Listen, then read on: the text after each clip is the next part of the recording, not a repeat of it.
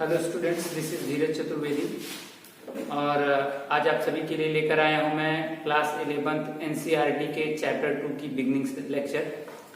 इसके पहले चैप्टर 1 हम लोगों ने ऑलरेडी डिस्कस कर लिया है, जिसके वीडियोस आपके पास ऑलरेडी अवेलेबल है। ये एनसीईआरटी का चैप्टर नंबर 2 है। वो स्टूडेंट जो 11th क्लास में है उनके लिए आज का लेक्चर होगा। जो चैप्टर 2 हम लोग देखने वाले हैं बेटा, उसका नाम है biological classification. This is the name of chapter number 2 which we have to discuss. जो चैप्टर आज हम डिस्कस करने वाले हैं उसका नाम है बायोलॉजिकल क्लासिफिकेशन। तो इस चैप्टर को शुरू करने से पहले, इस लेक्चर को शुरू करने से पहले सबसे स्टार्टिंग में, शुरुआत में हमारे लिए जरूरी है हम ये समझें कि what is the actual meaning of these two terms, that is biological classification. इसके पहले वाले चैप्टर में क्लासिफिकेशन पे बहुत सारी चर्चा हुई। क्लासिफिकेशन के बारे में हम लोगों ने जाना कि जितने भी वैरायटी ऑफ ऑब्जेक्ट्स होते हैं, जितने भी लिविंग इंडिविजुअल्स होते हैं, they have different kind of characteristics. बहुत अलग अलग उनमें लक्षण है, बहुत सारे उनमें अंतर होते हैं, बहुत सारे उनमें सिमिलरिटीज होती हैं। तो किसी भी ग्रुप ऑफ इंडिविजुअल्स में या पर्टिकुलर इंडिविजुअल में जो सिमिलरिटीज होती हैं या जो अलग अलग इंडिविजुअल्स के बीच में डिफरेंसेस होते हैं, उनके बेसिस पर अगर हम उनको अलग अलग कैटेगरीज में बांट देंगे तो उसी को हम लोग क्या बोलते थे, क्लासिफिकेशन। इसका मतलब ये हुआ कि the classification is possible in both the cases, either the individual are living और नॉन लिविंग। मतलब इंडिविजुअल जो है अगर वो लिविंग है तो भी हम उसको कैटेगराइज कर सकते हैं, किसी ग्रुप में बना सकते हैं, उसको ग्रुप में बांट सकते हैं, और अगर वो नॉन लिविंग है तो भी बांट सकते हैं। मतलब classification is not very much specific for the livings only, it is the technique which is applicable in both the cases, in living world as well as in non living world. तो living और non living world में कभी भी अगर individual को उनमें पाई जाने वाली सिमिलरिटीज या उनमें पाए जाने वाले डिफरेंसेस के बेसिस पर हम लोग उसको अलग अलग ग्रुप में बांटेंगे तो वो बात क्या हो गई, उसका मतलब क्या हो गया, क्लासिफिकेशन। और बायोलॉजिकल टर्म लगा है तो इसका मतलब क्या हुआ कि लिविंग वर्ल्ड को। तो बायोलॉजिकल क्लासिफिकेशन का क्या मतलब हो गया, इसका मतलब हुआ categorising different kind of living organisms into specific groups on the basis of similarities और द डिससिमिलरिटीज प्रेजेंट इन देम और on the basis of characteristics present in them. तो किसी भी लिविंग ऑर्गेनिज्म में या बहुत सारे लिविंग ऑर्गेनिजम्स में जो उनमें कैरेक्टर्स पाया जाता है, उसके बेसिस पर अगर हम उनको स्पेसिफिक ग्रुप्स में, रेस्पेक्टिव ग्रुप्स में क्या करें, क्लासिफाई कर दें, उनको ग्रुप्स में रख दें, तो this entire process is called biological classification. तो बायोलॉजिकल क्लासिफिकेशन का मतलब आई होप आप लोगों को समझ में आ गया होगा कि जितने भी लिविंग ऑर्गेनिजम्स होते हैं उनको अगर हम क्या करें, स्पेसिफिक ग्रुप्स में कैटेगराइज करें उनके कैरेक्टर्स के बेसिस पर, तो लिविंग ऑर्गेनिज्म को उनके ग्रुप में कैटेगराइज करने का जो प्रोसेस है, this is called biological classification. इसी को हम लोग बायोलॉजिकल क्लासिफिकेशन बोलते हैं। जैसे आप सभी को पता है कि जब से सिविलाइजेशन स्टार्ट हुई, आप हड़प्पन सिविलाइजेशन के बारे में पढ़ते हैं, तो जैसे जैसे हमारा अर्थ बना, उसके बाद जैसे जैसे सिविलाइजेशंस बनी, तो ह्यूमन बींग्स ने या सबने अपनी जरूरत के हिसाब से क्लासिफिकेशन शुरू कर दिया था। जैसे कि शेल्टर के लिए हमारे पास या फूड के लिए हमारे पास कौन सा, अगर हम प्रॉपर लिविंग ऑर्गेनिज्म की बात करें तो कौन से लिविंग ऑर्गेनिज्म से हमको फूड मिल सकता है, कौन से लिविंग ऑर्गेनिज्म से हमारी क्लॉथिंग की रिक्वायरमेंट पूरी हो सकती है। इस तरीके से अलग अलग नॉन साइंटिफिक वेज में क्लासिफिकेशन का स्टार्ट जो था वो सिविलाइजेशन के इनिशियल स्टेज में ही हुआ। जैसे जैसे सभ्यताएं विकसित होती गईं, उसी के साथ साथ ये क्लासिफिकेशन का कॉन्सेप्ट भी आता गया, लेकिन that classification was not scientific at all. लेकिन वो साइंटिफिक नहीं था, वो वैज्ञानिकता पर, वैज्ञानिक तथ्यों पर तो आधारित नहीं था, लेकिन शुरुआत हो गई। तो सबसे पहले एक फिलोसफर के बारे में आपने एक फिलोसफर का नाम सुना ही होगा, जिनका नाम है एरिस्टोटल। ठीक, एरिस्टोटल, ये आप नाम सुना होगा अपने, ऑफ कोर्स, और मुझे पता है कि आप में से कई ने बोला होगा कि this is the man who is called father of biology and zoology. तो जूलॉजी और बायोलॉजी के फादर जो कहे जाते हैं एरिस्टोटल, ऑफ कोर्स, इन्होंने सबसे पहले साइंटिफिक क्लासिफिकेशन के साइंटिफिक अटेम्प्ट को स्टार्ट किया। This is the man who has first of all started classifying individuals on the scientific basis. वैज्ञानिकता के आधार पर, साइंटिफिक बेसिस पर सबसे पहले क्लासिफिकेशन की शुरुआत एरिस्टोटल नाम के साइंटिस्ट ने की, और एरिस्टोटल नाम के फिलोसोफर साइंटिस्ट ने की। और उन्होंने किया क्या कि उन्होंने जितने भी लिविंग ऑर्गेनिजम्स थे, ठीक, जो उनकी जानकारी में था, एज पॉसिबल जितना हो पाया, उसको उन्होंने क्या किया, उन सारे लिविंग ऑर्गेनिजम्स में दो कैटेगरी आमतौर पर होती है, आप सभी को पता है, इजिली आप देख सकते हैं, प्लांट्स होती हैं, प्लांट्स होते हैं और एनिमल्स। तो उन्होंने एक क्लासिफिकेशन का स्टार्टअप कैसे किया कि प्लांट्स को कैसे क्लासिफाई किया। उन्होंने सबसे पहले साइंटिफिक बेसिस पर प्लांट्स को 3 कैटेगरी में बांट दिया गया। कौन कौन सी कैटेगरी उन्होंने बनाई? सबसे पहले जो सॉल्ट स्टेम था, लेस देन 1 मीटर, जिनका स्टेम 60 होता था, 1 मीटर से कम, एंड वॉज ग्रीनिश, जो हरे रंग का था, and the stem was weak also, और उनके जो तने थे वो कमजोर होते थे। तो वीक स्टेम वाले, वीक और ग्रीन स्टेम वाले ऐसे इंडिविजुअल्स जिनके स्टेम्स की height less than 1 meter, 1 meter से कम होती थी, उन प्लांट्स को उन्होंने एक ग्रुप बनाया और उसमें उसको क्या नाम बोल रखा, हर्ब्स। तो पहला ग्रुप उन्होंने बनाया हर्ब, जिनका ग्रीन स्टेम था, वीक स्टेम था और लेस देन 1 मीटर, 1 मीटर से कम था। फिर दूसरा उन्होंने बनाया श्रब, जिनका स्टेम मोर देन 1 मीटर था और जो थोड़ा बुशी थे, झाड़ियों जैसे, यानी कि इनका जो श्रब्स थे, इनका stem it was quite stronger than herbs. Herbs के कंपेरिजन में इनका स्टेम जो था वो ज्यादा मजबूत था और वो बुशी थे, झाड़ियों जैसे थे। तो उसके लिए उन्होंने क्या दूसरी कैटेगरी डेवलप की, वो थी श्रब्स के बाद फिर जो the plants which was more than a meter, 1 meter से ज्यादा थे, 2-3 मीटर के थे और वुडी था स्टेम उनका प्रॉपर, तो उसके लिए उन्होंने कैटेगरी बना दी ट्रीज। तो पहला प्लांट्स का साइंटिफिक क्लासिफिकेशन क्या था? Herbs and trees. They have the Aristotle have chosen certain characteristic which was quite scientific, कि स्टेम में कलर कैसा है, स्टेम की क्वालिटी कैसी है, वीक है, ऐसा वैसा सारी चीजों को कंसीडर करके हर्ब, फिर उसके बाद श्रब और उसके बाद ट्री।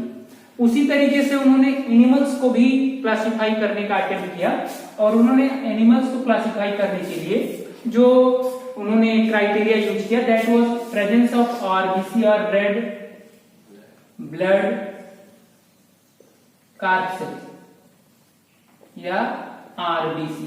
तो उन्होंने आरबीसी को चुना, आरबीसी को एक क्राइटेरिया की तरह चुना, और उसके बेसिस पर उन्होंने एनिमल को क्लासिफाई करना शुरू किया। और इसमें उन्होंने सारे एनिमल्स को 2 कैटेगरी में बांटा गया। एक कैटेगरी उन्होंने बनाई इनेमा और एक थी इनेमा। तो इनेमा में क्या था? ऐसे इंडिविजुअल्स जिनके पास था आरबीसी, जिनके पास आरबीसी थी उसको उन्होंने इनेमा के एक ग्रुप में रखा, और जिनमें क्या थी आरबीसी नहीं थी उसको उन्होंने क्या रखा, एनीमा। तो पहला फर्स्ट जो साइंटिफिक अटेम्प्ट था क्लासिफिकेशन का, वो किसके द्वारा शुरू किया गया? The father of biology, the Aristotle के थ्रू। फिर इसके बाद और भी साइंटिस्ट ने 1 बाय 1 करके अटेम्प्ट्स तो किए ही, कईयों ने फिर से प्रयास किया कि वो लिविंग ऑर्गेनिज्म को क्लासिफाई करें, लेकिन एरिस्टोटल से ही क्लासिफिकेशन ऐसे यूजुअली इनिशिएट हुआ था, शुरू हुआ था। इस वजह से ही फादर ऑफ बायोलॉजी या जो फादर ऑफ जूलॉजी एरिस्टोटल को बोलते हैं, क्योंकि उन्होंने आरबीसी को कंसीडर करके बहुत थोड़ा सा ज्यादा स्पेसिफाइड, ज्यादा साइंटिफिक टेक्निक निकाली। तो इस वजह से फादर ऑफ जूलॉजी या फादर ऑफ बायोलॉजी एरिस्टोटल को बोलते हैं। इनके क्लासिफिकेशन के लंबे अरसे तक और भी क्लासिफिकेशन हुए। इनके जो प्यूपिल था, इनका जो शिष्य थे, जिनका नाम है थियोफ्रेस्टस, जिनको फादर ऑफ बॉटनी बोलते हैं, उन्होंने भी क्लासिफिकेशन पे अपना प्रयास किया, ट्राई किया, लेकिन काफी एक लंबा अरसा था जिसमें बहुत ज्यादा साइंटिफिक, बहुत ज्यादा प्रभावशाली कोई क्लासिफिकेशन के बारे में हम नहीं जान पाए। फिर कुछ इनके एरिस्टोटल के बाद एक और साइंटिस्ट आए जिनका नाम था कैरोलस लिनियस। ठीक, कैरोलस लिनियस नाम के जो साइंटिस्ट थे, इन्होंने कब 1735 में क्या किया, क्लासिफिकेशन, साइंटिफिक क्लासिफिकेशन की और एक स्टार्टअप की। ये जो कैरोलस लीनियस हैं इनका कंट्रीब्यूशन बायोलॉजी के फील्ड में बहुत है और इन्होंने ही सबसे पहले नॉमेनक्लेचर, जैसे हम लोगों ने चर्चा की थी पिछले चैप्टर में, कि नॉमेनक्लेचर और क्लासिफिकेशन का जो प्रॉपर स्टार्टअप है उसको देने का काम कैरोलस लीनियस का ही था। इस नाते आपको पता है कि इन्हें कहा जाता है क्या, फादर ऑफ टैक्सोनॉमी। टैक्सोनॉमी क्या था बेटा, science, the science of classification and nomenclature. Classification और नॉमेनक्लेचर के साइंस को बोलते हैं टैक्सोनॉमी। तो this is the man who has lead the foundation of taxonomy specially, तो इस नाते इन्हें फादर ऑफ टैक्सोनॉमी कहा जाता है। तो इस कैरोलस लीनियस नाम के साइंटिस्ट ने क्या किया, इन्होंने क्लासिफिकेशन को और आगे बढ़ाया एरिस्टोटल के बाद से, और इन्होंने क्या किया कि सबसे पहले जितने भी लिविंग ऑर्गेनिजम्स उनके पास थे उनको उन्होंने 2 किंगडम्स में बांटा। कितने, 2 किंगडम्स में उनको बांटा, और उन किंगडम्स में से किंगडम नंबर 1 का नाम था प्लांटी, और फिर किंगडम 2 का क्या नाम था, एनिमैलिया। तो सबसे पहले एरिस्टोटल के बाद कैरोलस लीनियस नाम के साइंटिस्ट ने 2 किंगडम सिस्टम क्लासिफिकेशन प्रपोज किया, जिसमें उन्होंने यूनिवर्स में पाए जाने वाले जितने भी पॉसिबल लिविंग ऑर्गेनिजम्स थे उनको उन्होंने 2 कैटेगरीज दी। पहला था क्या, किंगडम प्लांटी, जिसमें उन्होंने सारे के सारे प्लांट्स को पुट रखने की कोशिश की, और फिर दूसरा ग्रुप उन्होंने, दूसरा किंगडम उन्होंने बनाया एनिमैलिया, जिसमें उन्होंने क्या किया कि एनिमल्स के बारे में जितने भी एनिमल्स थे उसको उन्होंने रखा। कैरोलस लीनियस का ये जो क्लासिफिकेशन का तरीका था, इसमें उन्होंने 2 ही कैटेगरी बनाई, चूंकि प्लांट्स और एनिमल। लेकिन समस्या और भी आती है बेटा। क्या समस्या आती है कि बहुत सारे इंडिविजुअल्स थे, वो यूकैरियोटिक होते हैं, एक सेल से मिलकर बने हैं। बहुत सारे इंडिविजुअल्स जो थे मल्टी सेलुलर थे, बहुत सारी सेल से मिलकर बने हैं। जो एक सेल से मिलकर बने हैं उनमें भी कुछ सिंपलर न्यूक्लियस वाले यानी कि प्रोकैरियोट्स थे, कुछ यूकैरियोट्स थे।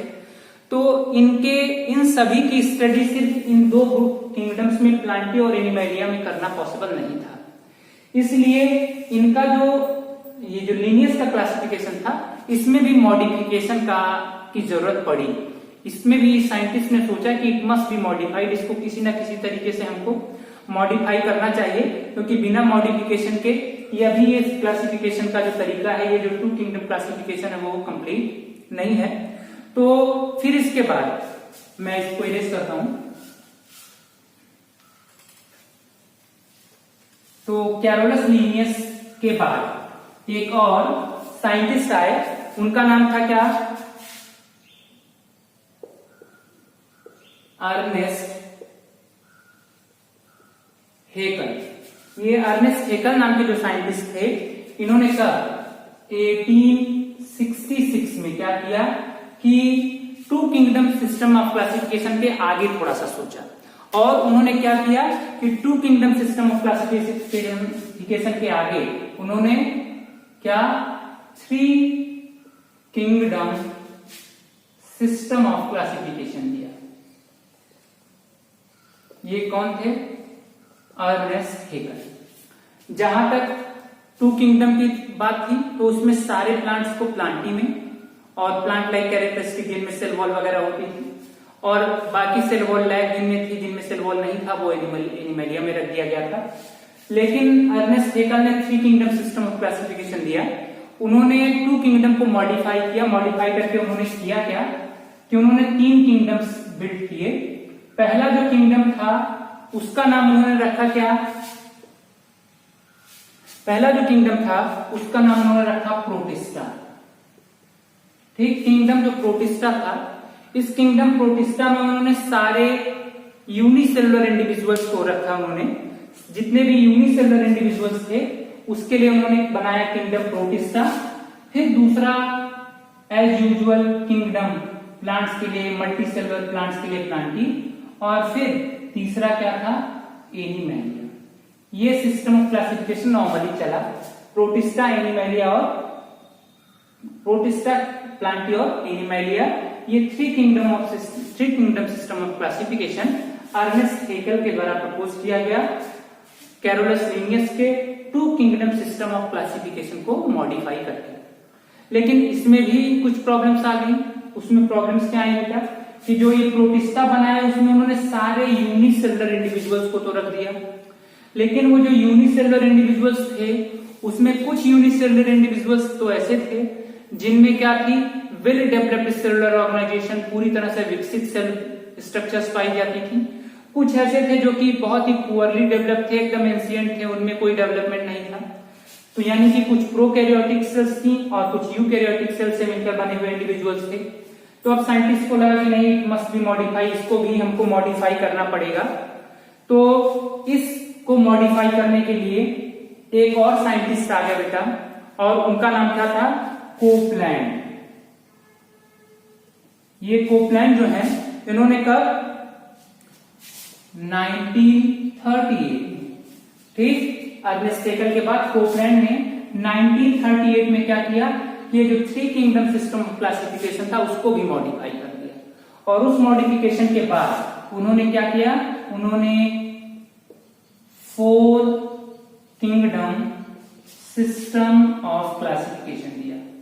उन्होंने बताया कि ये जो three kingdom system of classification है वो इररिलेवेंट है, अब ये एप्लीकेबल नहीं हो सकता, इसमें कुछ मॉडिफिकेशन की जरूरत है। और मॉडिफाई करके उन्होंने 4 किंगडम सिस्टम ऑफ क्लासिफिकेशन दिया, जिसमें उन्होंने क्या किया कि जितने भी लिविंग ऑर्गेनिज्म थे उसको उन्होंने 4 ग्रुप्स में बांट दिया।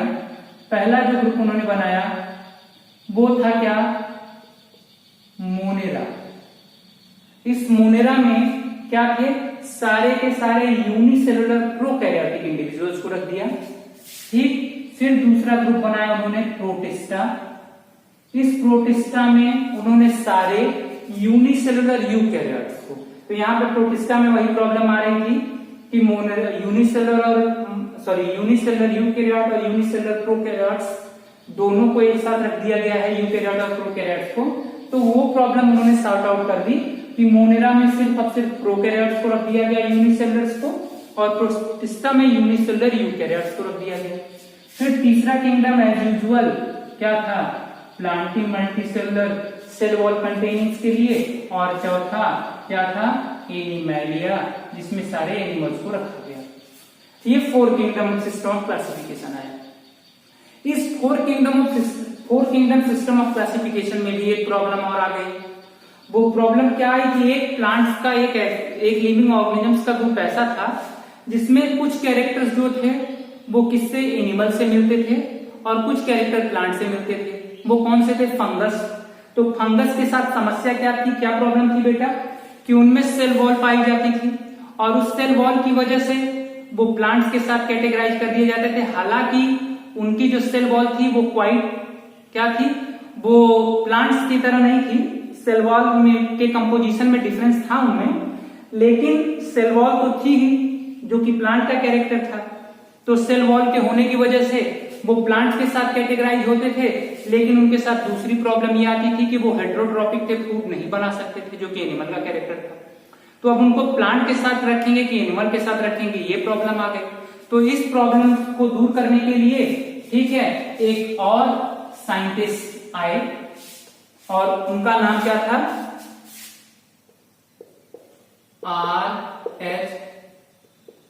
R.H.